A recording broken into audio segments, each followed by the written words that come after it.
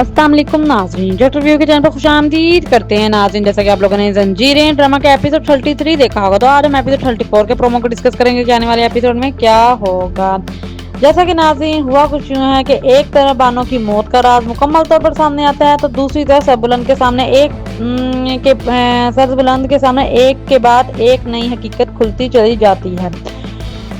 Anyway सबसे पहले बात करते हैं नूर की। नूर अपने शोहर के मामले में खामोश रहने की बजाय इंसाफ का मुतालबा करती है। नूर का ये मौक़िफ़ बहुत मजबूत होता है कि अगर उसके शोहर ने गलत किया तो सजा मिलनी चाहिए और वो खुद भी इंसाफ के रास्ते में रुकावट नहीं बनेगी। उसके बाद कहानी का सबसे बड़ा राज सामने आता है, यानी बानो की मौत। सरबुलंद के लिए ये लम्हा इंतहाई तकलीफदा होता है, क्योंकि बानो सिर्फ उसके माजी का हिस्सा नहीं थी बल्कि उसकी दिल के बहुत करीब थी।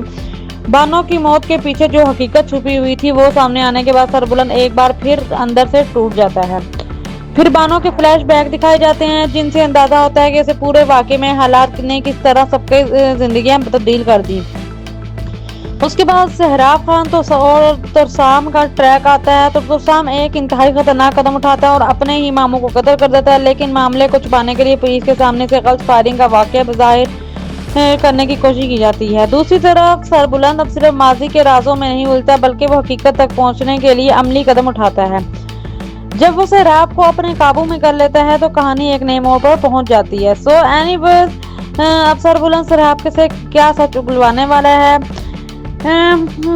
और राजों असरात किरदार के मौजूद रिश्तों पर पड़ते हैं। सरबुलंद के सामने माजी की हकीकत वाज़ेह होने के बाद उसके अंदर गुस्सा भी है और दुख भी।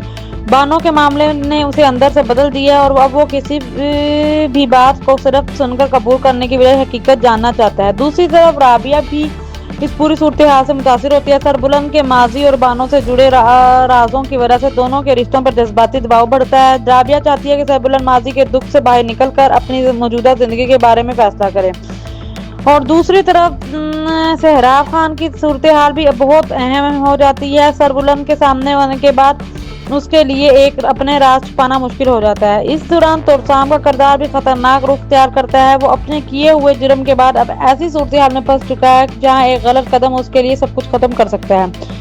जाफरान खान के साथ उसकी वाबस्तगी भी कहानी को मजीद खतरनाक बनाती है, क्योंकि जाफरान पहले ही इस खानदान के खिलाफ साजिशों और दुश्मनों में मरकजी किरदार अदा करता है।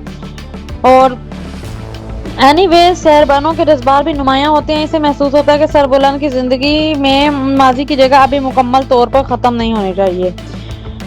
राज सामने आने के बाद अब रिश्तों का मुस्तकबिल क्या होगा। आखिर में सबसे बड़ा सवाल यही बनता है कि सरबुलंद और आबिया अपने रिश्तों को बचा पाएंगे या बानो की माजी का साया उनकी जिंदगी